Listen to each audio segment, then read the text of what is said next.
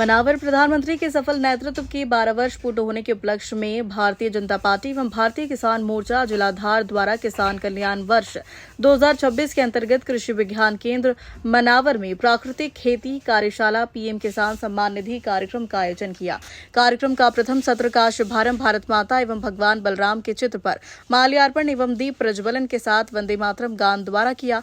इस अवसर पर पूर्व सांसद छत्तीस सिंह दरबार, पूर्व मंत्री रंजना बघेल, पूर्व विधायक मुकाम सिंह किराड़े, किसान मोर्चा जिलाध्यक्ष मोहन आर्य, पूर्व जिलाध्यक्ष मोहन भायल, जिला पंचायत सदस्य कपिल सोलंकी, तहसीलदार विजय तलवारे, एसडीएम प्रमोद सिंह गुर्जर, महेंद्र परिहार, देवराम पाटीदार, सुरेश गढ़ीवाले, लाल सिंह बर्मन, संतोष पाटीदार सहित अन्य अतिथि उपस्थित हुए। और शुभारंभ कार्यक्रम के द्वितीय सत्र में भाजपा ग्रामीण जिलाध्यक्ष चंचल पाटीदार ने किसानों को संबोधित करते हुए कहा कि भारत को कृषि प्रधान देश कहा जाता है और युगों से कृषि हमारी संस्कृति एवं जीवन का अभिन्न अंग रही है। आज देश के यशस्वी प्रधानमंत्री नरेंद्र मोदी जी के नेतृत्व में चलने वाली सरकार के 12 वर्ष जो पूर्ण हुए हैं, इन 12 वर्षों की यात्रा में आज प्राकृतिक खेती की कार्यशाला जो कि पूरे मध्य प्रदेश के प्रत्येक जिले में आयोजित हुई है।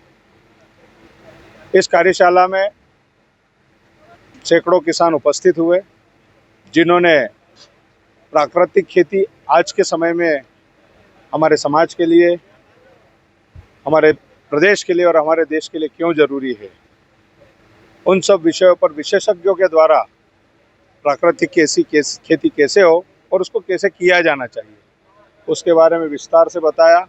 और साथ ही माननीय प्रधानमंत्री जी ने आज पूरे मध्य प्रदेश के 9 करोड़ किसानों को एक सौगात दी, पीएम किसान सम्मान निधि, जो कि डिजिटल माध्यम से सभी किसानों के खाते में हस्तांतरित की। आज की इस कार्यशाला में मैं यही कहना चाहूँगा कि सभी किसान भाई प्राकृतिक खेती की ओर जाएं, प्राकृतिक खेती को बढ़ावा दें और हम हमारी जल जंगल और ज़मीन को इस विषनाशक खाद्य रसायनों से बचाएं। यही संदेश देने के लिए आज की इस कार्यशाला का आयोजन किया है। ज्ञान सिंह सोलंकी, एसडीओ एग्रीकल्चर मनावर। आज का कार्यक्रम प्राकृतिक खेती कार्यशाला अंतर्गत जो हमारा प्रोग्राम रखा गया है, जिसमें 8 विकासखंड के कृषकों के लिए रखा गया।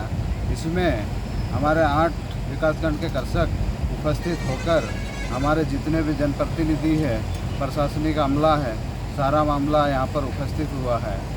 इसमें 3 प्रकार के मेन बिंदु है।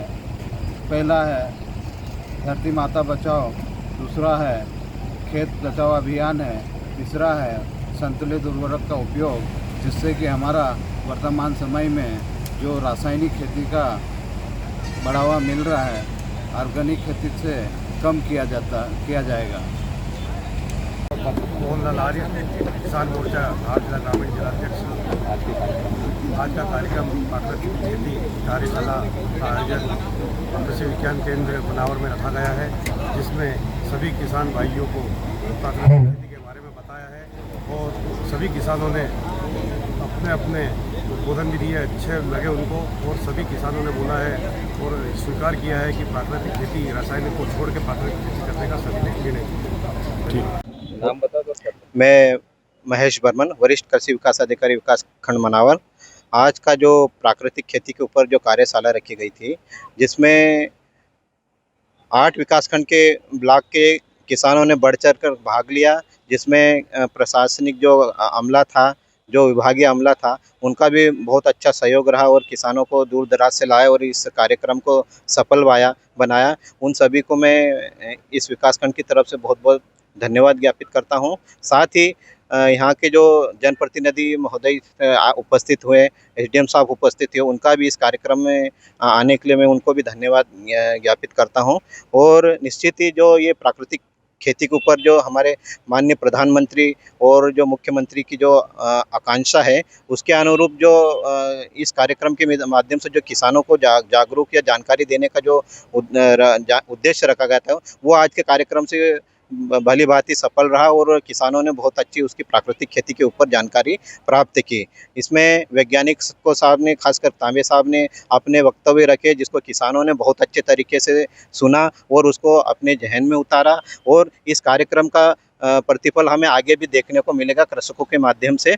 जो हमको प्राकृतिक खेती जो करना है वो निश्चित रूप से आगे किसान करेंगे। नाम बता दो सर। मैं डॉक्टर नरेश गुप्ता, मृदा वैज्ञानिक कृषि विज्ञान केंद्र मनावर से।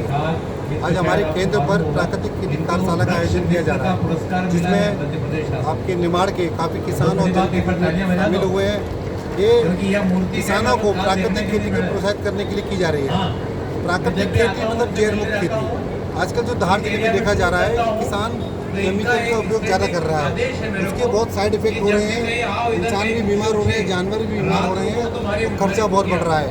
और पेस्टिसाइड ज़्यादा डालने से जो किसान पैदा करता है उसको विदेश लेने से मना कर देता है, एक उसमें पेस्टिसाइड का अंश ज़्यादा है, तो हम लोग निर्यात नहीं कर पाते, जिससे किसानों को मूल्य भी कम मिलता है। तो हम किसानों को प्राकृतिक खेती के लिए प्रोत्साहित कर रहे हैं, जिसमें सारी खाद और दवाइयाँ घर के आसपास उपलब्ध चीज़ों से बनाई जा सकती है।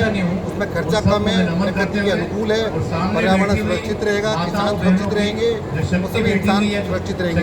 इसके लिए सभी काफ़ी वैज्ञानिक जुड़े हैं, काफ़ी विभाग जुड़े हैं, काफ़ी किसान कृषक दीदी भी आई हैं, जिनको हमने भी कृषि विज्ञान केंद्र में 5 दिन की ट्रेनिंग दी थी।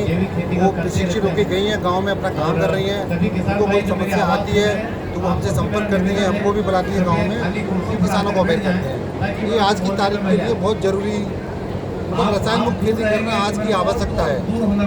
रासायनिक खेती मतलब भविष्य की, प्राकृतिक खेती भविष्य की खेती, वरना खेती का भविष्य आपको देखिए क्या है। कितने किसान मनावर का क्षेत्र में कितने किसान जैविक कर रहे हैं? देखिए किसानों की संख्या बढ़ती जा रही है। अभी आत्मा विभाग ने जो कृषि शक्ति योजना चालू की है, इससे किसानों का जुड़ाव ज़्यादा हुआ है। पहले यहाँ पर प्रशासन पर अधिकारी कम थे, कर्मचारी कम थे, उसका प्रचार प्रसार कम होता था। अभी कृषि सखी जो बनाई गई है क्लस्टर में, तो प्रचार प्रसार ज़्यादा मात्रा में हो रहा है, तो किसान अवेयर होने कर रहे हैं। संख्या बढ़ती जा रही है और बढ़ती ही जाएगी, काफ़ी अच्छी बढ़ेगी। तो काफ़ी उम्मीद है 1-2 साल तक बहुत अच्छी रिजल्ट आने की संभावना है।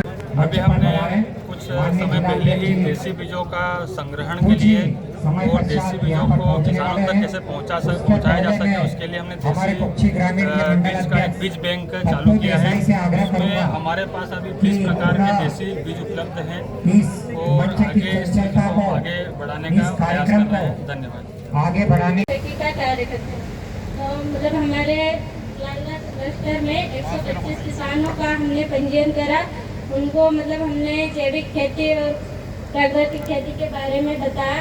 तो मतलब जैसे कि हम अभी गांव में, हमारे गांव में जैसे गाय बैल भैंस सभी रहते हैं, हमको गांव में किसी भी चीज़ को मतलब मार्केट से लाने की ज़रूरत नहीं, सभी अपने घर में ही मौजूद होती है। तो वैसे ही मतलब जैसे हम अभी बुआई का टाइम चल रहा है, तो हमको बुआई करने के लिए जो बीजामृत बनाना रहता है, तो बीजामृत बनाने के लिए हमको जैसे अपन कोई सा भी मतलब 1 एकड़ में 2 बीज बोने के लिए हमको बीजामृत बनाने के लिए 5 किलो गोबर लेना है, देसी गाय का ताज़ा। उसमें 5 लीटर गोमाते और 250 ग्राम चूना और 20 लीटर पानी, इन सभी को मिला के मतलब 24 घंटे के लिए छोड़ देना ठंडे मतलब छाँव में।